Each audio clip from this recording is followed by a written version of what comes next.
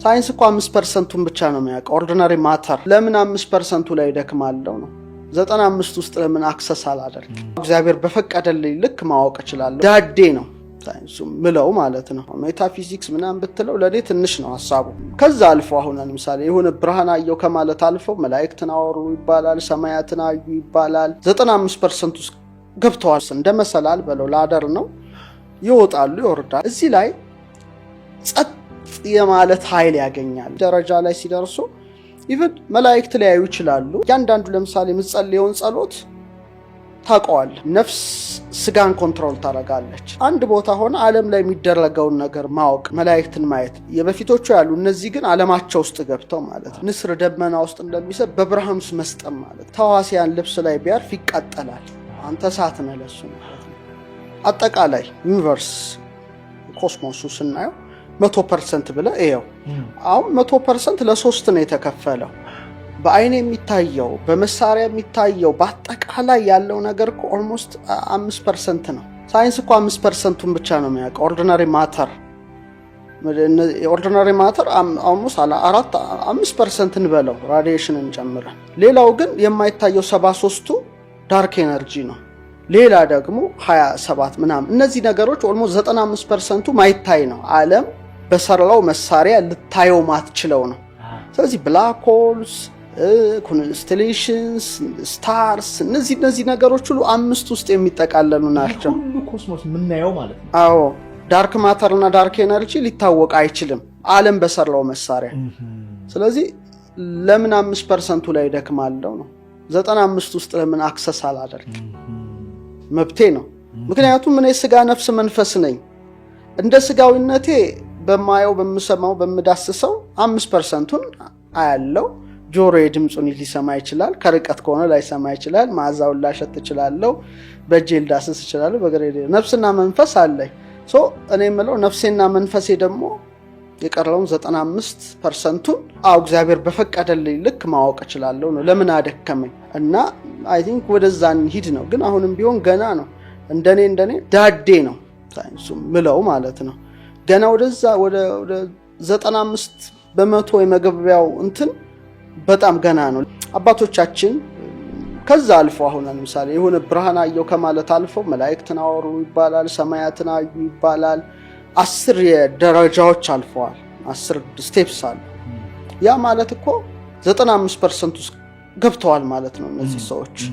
ለምሳሌ በኢትዮጵያ ዕውቀት 10 ደረጃዎች አሉ እዛ ላይ መደርስባቸው። ሜታፊዚክስ ምናምን ብትለው ለኔ ትንሽ ነው ሐሳቡ። ጥሩ ነው ኳንተም ሜካኒክስ ምናምን አሁን ነው የመባነን ያህል ነው። ግን ይሄ በቀላሉ በእነሱ በሄዱበት ደረጃ ብናየው 10 ደረጃ ቢከፋፈለው 3 ስቴፕስ እንደመሰላል በለው ላደር ነው ይወጣሉ ይወርዳል አይነት ነው ማለት። አንደኛው የስጋ፣ ሁለተኛው የነፍስ፣ ሶስተኛው የልቡና ቅድም እንዳልኩ አልፎ መሄድ ማለት ነው።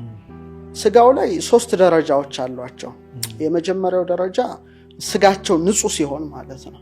ስጋቸው ንጹህ ሲሆን 3 ደረጃዎች ያሳልፋሉ። የመጀመሪያው ደረጃ ጽማዌ ይባላል። ሁለተኛው ደረጃ ልባዌ ይባላል። ሶስተኛው ደረጃ ጣዕመ ዝማሬ ይባላል። ይሄ ማለት ምንድነው? ጽማዌ ማለት ድንቁርና ማለት ነው። ድንቁርና ሲባል የጆሮ መደንቆር አይደለም። እዚህ ላይ ጸጥ የማለት ኃይል ያገኛል ነው። ሁከት ቀጥ ይላል ነው።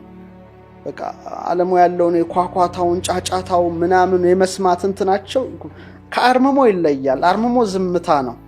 ጽማዌ ግን ውሳጣዊ ነው።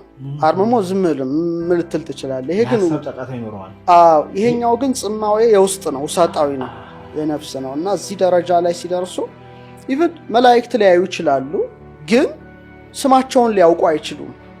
እዛ ነው ጽማዌ ድንቁርና መባሉ። መልአኩን አይተኸው ግን ለምን እንደመጣ አታውቅም። ታይቶ ይሰወራል ነው። ገና ነው። ወደ ሁለተኛው ደረጃ ላይ ሲደረስ ልባዌ ይባላል። ይሄ ማስተዋል ደረጃ ላይ ይደርሳል ማለት ነው። በጣም ትልቅ ደረጃ ነው። የምታየውን ማወቅ። ፀሐይ ናት ለኔ ላንተ፣ እነሱ ግን አይደለችም።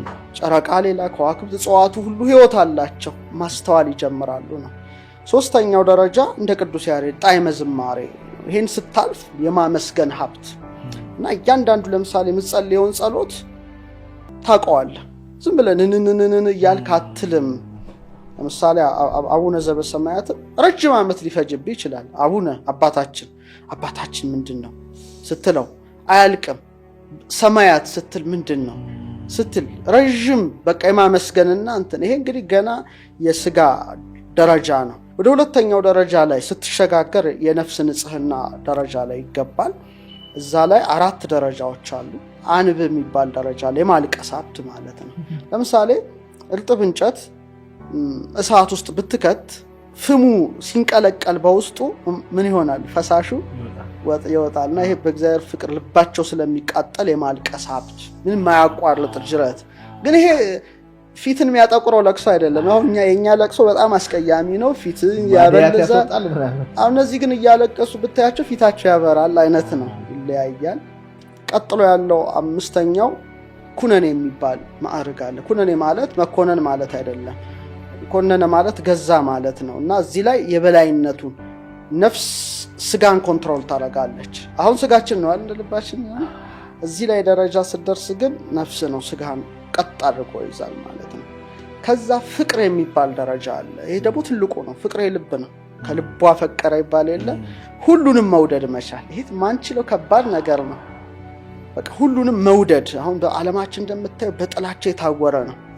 ሃይማኖት አምላኪም ነው የምትለው አንዱን እየጠላ በጣም የሚያስጠላ ነገር ነው አይደል የምታየው ጥላቻ። ያ ግን እዚህ ላይ ግን ለሁሉም መጸለይ፣ ሁሉንም እኩል አድርጎ መውደድ። አሁን እግዚአብሔር ለምሳሌ ለካዱትም ፀሐይ ዝናብ ያዘንባል፣ ቸር ነው።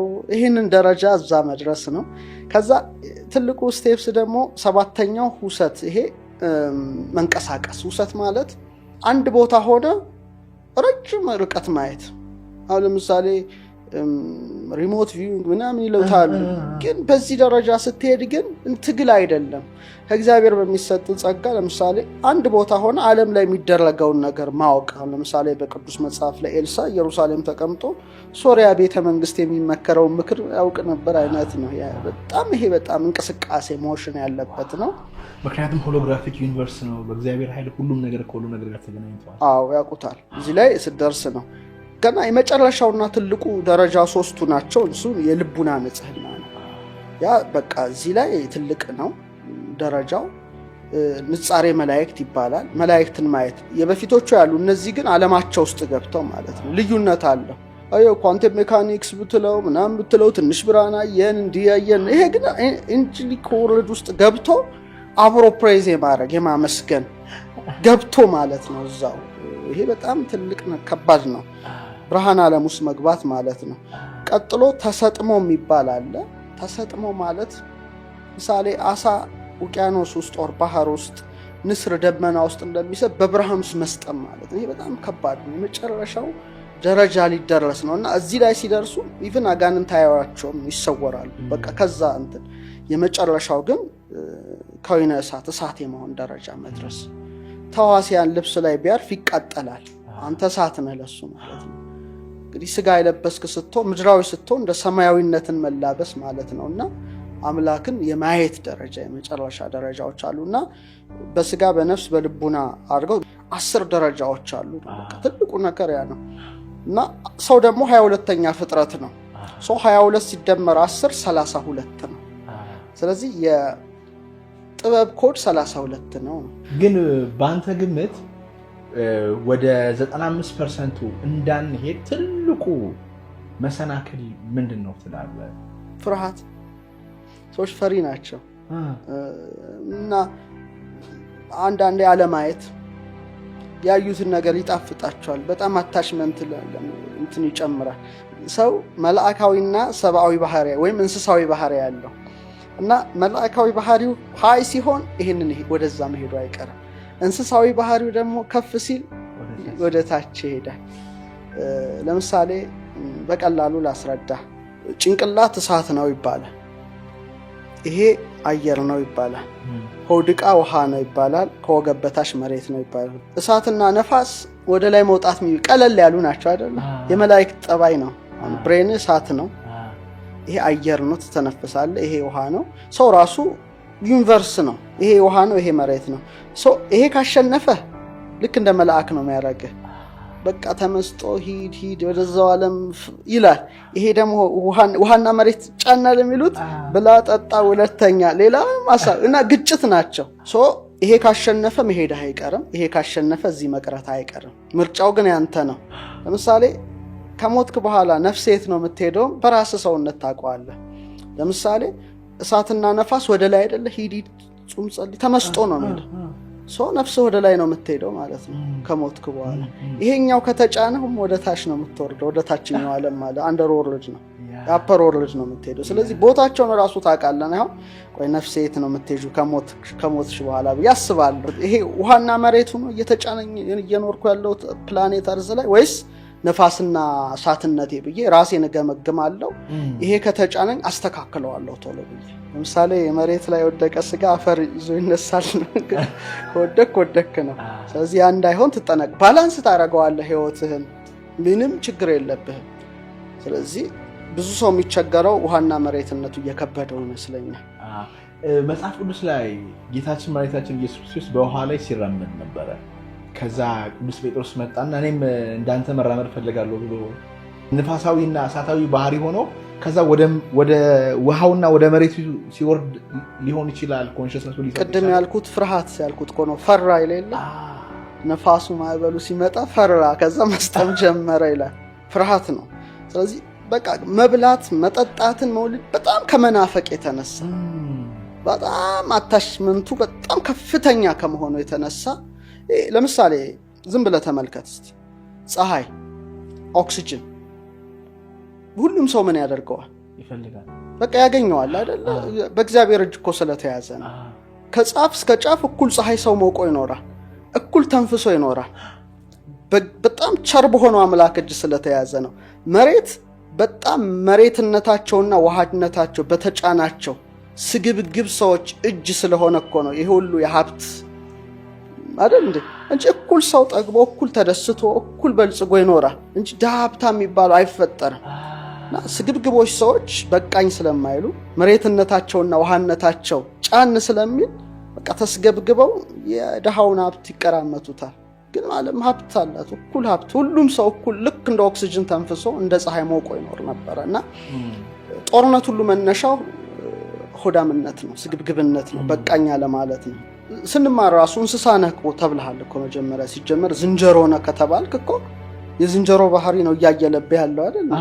ስግብግብነት፣ መነጣጠቅ፣ መቀማማት እንጂ ቸርነት፣ በጎነት፣ ስጦታ የሚለውን ነገር አታስብምና ሜንስትሪሙ ሳይንስ ብቻ 10 ምናምን ዓመት የቀጠቀጠን በዛ ደረጃ ስለሆነ መሬትነትህና ውሃነትህ እንዳይከብድህ፣ እሳትና ነፋስነትህ እንዲያይል የራስን ስራ መስራት ያንተ ድርሻ ነው።